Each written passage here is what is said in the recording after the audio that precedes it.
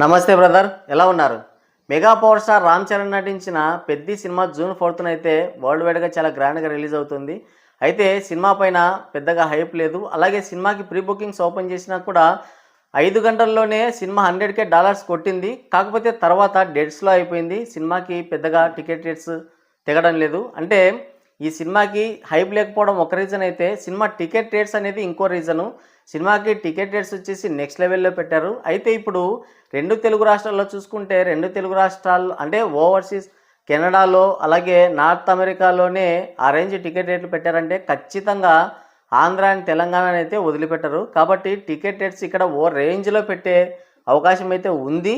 అయితే ఇప్పుడు తెలంగాణకి మినహాయింపు వచ్చింది. ఎలా వచ్చిందంటే, ఆంధ్ర వాళ్ళకైతే తప్పదు ఇంకా ఆ బాధుడైతే, కానీ తెలంగాణ వాళ్ళకైతే ఒక బిగ్ రిలీఫ్ వచ్చిందనే చెప్పాలి.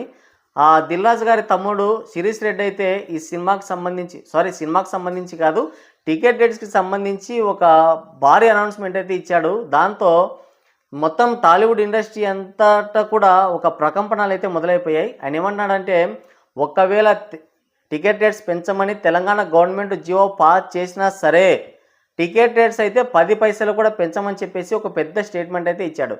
దాంతో మెగా ఫ్యాన్స్ అంతా కూడా శిరీష్ రెడ్డి మీద ఓ రేంజ్లో ఫైర్ అయిపోతున్నారు. ఆయన పైన ఫైర్ అవ్వడానికి ఇది మాత్రమే కాదు, గతంలో ఆయన చేసిన కామెంట్స్కి కూడా రెండింటికి కలిపి ఫైర్ అవుతున్నారు ఆయన మీద. గతంలో గేమ్ చేంజర్ విషయంలో కూడా ఆయన ఇలాగే కరాఖండిగా మాట్లాడేశాడు. ఆయన ఏమన్నాడంటే, అంటే గేమ్ చేంజర్ సినిమాకి 100 కోట్లకి పైగా లాస్లు వచ్చే వాళ్ళకి, సంక్రాంతికి వస్తున్నాం సినిమా లేకపోయి ఉంటే కనుక ఖచ్చితంగా రోడ్డు మీదకి వచ్చేవాళ్ళు దిల్ రాజు కానీ శిరీష్ రెడ్డి కానీ. అసలు డిస్ట్రిబ్యూటర్స్ ఎగ్జిబిటర్స్ పరిస్థితి అయితే ఘోరాతి ఘోరం గేమ్ చేంజర్ సినిమాకి. ఆ సినిమాకి అయిన బడ్జెట్, ఆ సినిమాకి వచ్చిన కలెక్షన్స్కి అస్సలు ఎక్కడ పొంతనే లేదు. ఆ సినిమాలో ఉన్న కంటెంట్కి కూడా అసలు పొంతనే ఉండదు. అలాంటి ఒక సినిమాకి వాళ్ళు రోడ్డు మీద పడే పరిస్థితి వచ్చినప్పుడు, సంక్రాంతికి వస్తున్నాం సినిమాతో వాళ్ళు కాస్తో కూస్తో దాన్ని పూర్తి చేసుకొని గట్టున పడ్డారు. సో దాని గురించి మాట్లాడుతూ ఒక ఇంటర్వ్యూలో ఆయన ఇలా చెప్పాడనమాట. ఏమన్నాడంటే, గేమ్ చేంజర్ సినిమాతో మేము అసలు ఇంకా రోడ్డు మీద పడిపోయాం, మా పని అయిపోయింది అనుకున్నారంతా, చాలామంది నవ్వారు మమ్మల్ని చూసి. అయితే మేము అలాంటి సిచ్యువేషన్ ఫేస్ చేస్తున్నప్పుడు ఒక డైరెక్టర్ కానీ హీరో రామ్ చరణ్ కానీ కనీసం ఫోన్ చేసి కూడా మమ్మల్ని పరామర్శించలేదు. ఏంటి పరిస్థితి, సినిమాకి ఏ రేంజ్ కలెక్షన్స్ వస్తున్నాయి, లేదంటే మళ్ళీ సినిమా చేస్తాం, లేదంటే మిమ్మల్ని ఆదుకుంటాం అని కూడా కనీసం ఫోన్లో కూడా మమ్మల్ని పరామర్శించలేదు అని ఆయన ఇంటర్వ్యూలో చెప్పాడు. దాంతో నువ్వు అలా ఎలా చెప్తావు, నువ్వు అసలు ఆ విధంగా చెప్పడానికి నీకేం రైట్స్ ఉన్నాయి? ఒకవేళ ఈ సినిమాకి లాభాలు వచ్చింటే నువ్వు ఇచ్చేవాడివి కాదు కదా, అసలు రామ్ చరణ్ విషయంలోనే ఎందుకు ఇలా చెప్తున్నా, అది ఇది అని చెప్పేసి చాలా ఘోరాతి ఘోరంగా ఆయన్ని ట్రోల్ చేయడం, తర్వాత ఆయన్ని విమర్శించడం, ఆయన్ని టార్గెట్ చేయడం ట్విట్టర్లో, తర్వాత ఆయన క్షమాపణ చెప్పడం, ఇవన్నీ కూడా జరిగిపోయాయి. అంటే ఒక నిర్మాత తను పెట్టుబడి పెట్టి సినిమాకి నష్టాలు వచ్చినా కూడా తను బయటికి చెప్పుకోకూడదు. అలాగే తను ఏమన్నాడు, డైరెక్టర్ కానీ అలాగే హీరో కానీ కనీసం మమ్మల్ని ఎలా ఉన్నారు ఏంటి అని కూడా పరామర్శించలేదు అని ఆయన బాధపడ్డారు అంతే. అంతేకాని ఆ సినిమాకి రిటర్న్స్ ఇవ్వలేదు, రెమ్యునరేషన్ వెనక్కి ఇవ్వలేదు, అదే అలాంటివి ఏం చెప్పలేదు ఆయన. అంటే ఆయన పెట్టుబడి పెట్టి నష్టపోయినా కూడా బయటికి చెప్పుకోలేనంత దుస్థితిలో ప్రొడ్యూసర్ ఉన్నాడన్నమాట. సో మొత్తానికైతే శిరీష్ రెడ్డి అప్పుడు చేసిన కామెంట్స్కి అయితే తర్వాత మెగా ఫ్యాన్స్ అంతా టార్గెట్ చేసి ఆయనతో క్షమాపణ కూడా చెప్పించుకున్నారు. ఇప్పుడు చూస్తే ఆయన మరి ఒక పెద్ద సినిమా రిలీజ్ అవుతుంది కదా, ఇలాంటి టైంలోనే ఏదైనా సరే మాట్లాడుకోవాలి, ఏదైనా సరే పనులన్నీ జరిగిపోతాయి అని అనుకున్నాడో తెలియదు, లేదంటే గేమ్ చేంజర్ విషయంలో అప్పుడు జరిగిన దానికి రివర్స్లో ఏమన్నా చేస్తున్నాడో తెలియదు. కానీ మొత్తానికైతే పెద్ద సినిమాకి ఒక పెద్ద బొక్క అయితే పెట్టబోతున్నాడు. ఇప్పుడు టికెట్ రేట్స్ పెంచము అని చెప్పడం ఒకటైతే, రెండోది వచ్చేసి పర్సంటేజ్ విధానంలో మాకు లాభాలు అయితే ఇవ్వాలని ఒక కండిషన్ పెట్టాడు. పర్సంటేజ్ విధానం అంటే అది కాసేపు పక్కన పెట్టేస్తే, ముందుగా టికెట్ రేట్ల గురించి మాట్లాడుకోవాలి. ఆయన తీసుకున్న డిసిషన్ అయితే చాలా అంటే చాలా చాలా మంచిది. అసలు మిడిల్ క్లాస్ వాళ్ళకి సినిమా టికెట్ రేట్స్ అందుబాటులో ఉంటే ఖచ్చితంగా ఈ ఓటీటీ ప్రపంచంలో ఉన్నా కూడా సినిమా ఖచ్చితంగా 100 రోజులు అయితే ఆడుతుంది. అసలు ఆటో డ్రైవర్స్ కానీ అలాగే పనిచేసే కార్మికులు కానీ ఒక చిన్న చితక వాళ్ళకి కనీసం అంటే వాళ్ళు టికెట్ పెట్టి కొనగలిగే స్థితిలో, అంటే ఒక కుటుంబంతో కలిసి వాళ్ళు సినిమాకి వెళ్ళగలిగే పరిస్థితిలో టికెట్ రేట్స్ ఉంటే, అలాగే తర్వాత మిడిల్ క్లాస్ ఫ్యామిలీస్కి అందుబాటులో ఉంటే కనుక ఖచ్చితంగా ఏ సినిమా థియేటర్ కూడా ఖాళీగా ఉండదు. కాబట్టి టికెట్ రేట్స్ అనేవి అందుబాటులో ఉంటే ఏ సినిమా అయినా కూడా ఆ సినిమాకి మంచి లైఫ్ ఉంటుంది. ఏ థియేటర్లు మూత పడేసుకోవాల్సిన అవసరం అయితే ఉండదు. కానీ ఇప్పుడు ఎలా ఉందంటే సినిమాకి పెట్టే బడ్జెట్ ఇంత, వాళ్ళు తీసుకునే టికెట్ రేట్ ఇంత, సినిమాలో ఉన్న కంటెంట్ ఇంత. ఇక ఖాళీ థియేటర్లు ఉండమంటే ఎందుకు ఉండవు? సింగిల్ స్క్రీన్స్ అలాగే మల్టీప్లెక్స్లు అయినా సరే మూతపడిపోతాయి. ఓటీటీలో ఎక్కడెక్కడి సినిమాలో కొరియను, జపాను, అమెరికా ఎక్కడెక్కడి సినిమాలో చూసేస్తున్నారు ఓటీటీలో.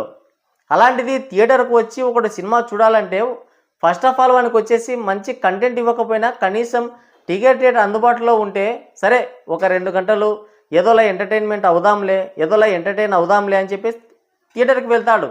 సినిమా ఎలా ఉన్నా కొంచెం అటు ఇటున్నా పెద్దగా పట్టించుకోడు. కానీ సినిమాకి వెళ్ళాలంటే ఆస్తులు అమ్ముకొని సినిమాకి వెళ్ళాల్సిన పరిస్థితి వస్తే ఎవడైనా ఎందుకు వస్తాడు సినిమాకి? ఎవ్వడు రాడు సినిమాకి. సో ఆయన తీసుకున్న నిర్ణయం అయితే ఖచ్చితంగా చాలా అంటే చాలా మంచిది. అంటే రాబోయే పెద్ద సినిమాలు ఎన్టీఆర్ చేస్తున్న డ్రాగన్ సినిమా కావచ్చు, అలాగే ప్రభాస్ చేస్తున్న కల్కి సినిమా కావచ్చు, స్పిరిట్ కావచ్చు, ఇలాంటి ప్రతి సినిమా కూడా సేమ్ ఇలాగే ఉండాలి. టికెట్ రేట్స్ అనేవి ప్రజలకు అందుబాటులో ఉండాలి. అప్పుడు మాత్రమే థియేటర్స్ అనేవి రన్ అవుతాయి. వాళ్ళు కూడా పెద్దగా పట్టించుకోరు. కంటెంట్ కొంచెం అటు ఇటున్నా కూడా పెద్ద పట్టించుకోరు. కానీ ఇప్పుడు పరిస్థితి ఎలా ఉందంటే ఎంత పెద్ద స్టార్ హీరో సినిమా వచ్చినా సరే కంటెంట్లో లోపం ఉందని తెలిస్తే రివ్యూలు వచ్చిన నెక్స్ట్ మినిట్లోనే ఇక సినిమాకి వెళ్ళడం ఆపేస్తున్నారు. సో రివ్యూలు చెప్పినందుకో సినిమా బాగోలేనందుకో ఆగిపోవట్లేదు వాళ్ళు. కేవలం సినిమా టికెట్ రేట్ల విషయంలో మాత్రమే ఆగిపోతున్నారు. బాగోలేని సినిమాకి అంతంత టికెట్ రేట్లు పెట్టి వెళ్ళడం ఎందుకు? హాయిగా ఓటీటీలోనో లేదంటే టీవీలోనో సినిమాలు చూసుకుంటే సరిపోతుంది కదా అని ఆగిపోతున్నాడు. కాబట్టి ఆయన టికెట్ రేట్స్ తగ్గించడం, అలాగే జియో పాస్ చేసినా సరే సింగిల్ స్క్రీన్స్లో మాత్రం 10 పైసలు కూడా సినిమా టికెట్ రేట్ పెంచమని కరాఖండిగా చెప్పాడు. ఇదైతే ఇండస్ట్రీకి చాలా అంటే చాలా మంచి విషయం. పర్సంటేజ్ విధానం అంటే వాళ్ళు చూసుకుంటారు. కానీ ప్రజలకి ఏంటంటే టికెట్ రేట్స్ అనేవి మాత్రం ఖచ్చితంగా అందుబాటులో ఉండాలి. ఆయన తీసుకున్న నిర్ణయం అయితే ప్రతి ఒక్క హీరోకి, ఏ స్టార్ హీరో సినిమాకైనా ప్రభాస్, జూనియర్ ఎన్టీఆర్, అల్లు అర్జున్, ఇలా ప్రతి ఒక్కరికి అందరికి కూడా ఇదే ఇంప్లిమెంట్ చేయాలి.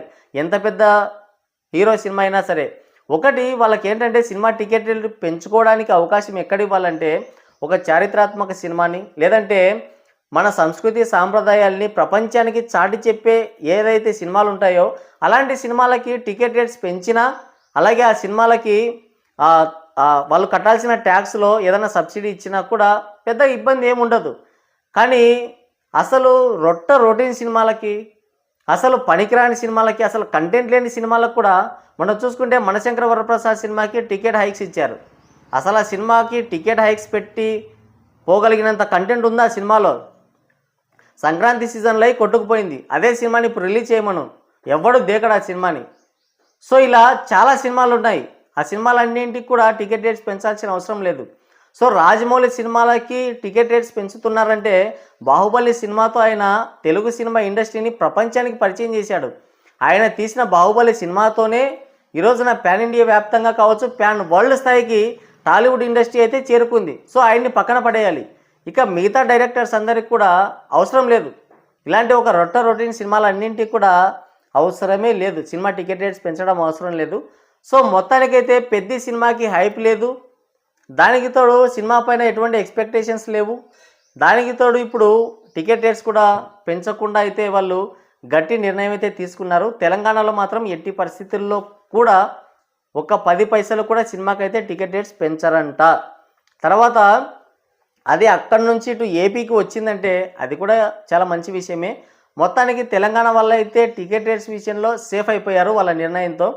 ఇక ఏపీలో మరి ఎగ్జిబిటర్స్, డిస్ట్రిబ్యూటర్స్ ఎలా ఉన్నారో మనకు తెలీదు. మరి వాళ్ళు కూడా అలాంటి నిర్ణయమే తీసుకొని సినిమాకి టికెట్ రేట్స్ తగ్గిస్తే కనుక ఖచ్చితంగా పెద్ద సినిమా బ్లాక్ బస్టర్ హిట్ అవుతుంది. ఎందుకంటే అంతంత టికెట్ రేట్స్ పెట్టి ఎంతమంది వెళ్ళగలరు? 100లో కేవలం 10 మంది మాత్రమే వెళ్ళగలరు. మిగతా 90 మంది జస్ట్ ఊరికే పోస్టర్ చూసి ఆగిపోతారు. ఓటీటీలోకి వస్తుందిలే, ఒక వారం 10 రోజులు ఆగితేనే ఆగిపోతారు. అదే టికెట్ రేట్స్ అనేవి ప్రతి ఒక్కరికి అందుబాటులో ఉంటే మెగా స్టార్ హీరో వస్తున్నాడు, ఒక స్టార్ హీరో వస్తున్నాడు, మెగా ఫ్యామిలీ నుంచి ఒక హీరో వస్తున్నాడు, ఖచ్చితంగా చూడాలి అన్న ఇంట్రెస్ట్ కలిగి 100లో 90 మందికి పైగా సినిమా థియేటర్కి అయితే వెళ్తారు. ఇది మాత్రం కన్ఫర్మ్. సో టికెట్ రేట్స్ తగ్గిస్తేనే పెద్ద సినిమాకైతే ఖచ్చితంగా బ్లాక్ బస్టర్ హిట్ అవుతుంది. సినిమాకి మేలు కూడా జరుగుతుంది. మరి టికెట్ రేట్స్ విధానం పైన మీరేమనుకుంటున్నారు? కింద కామెంట్ చేయండి.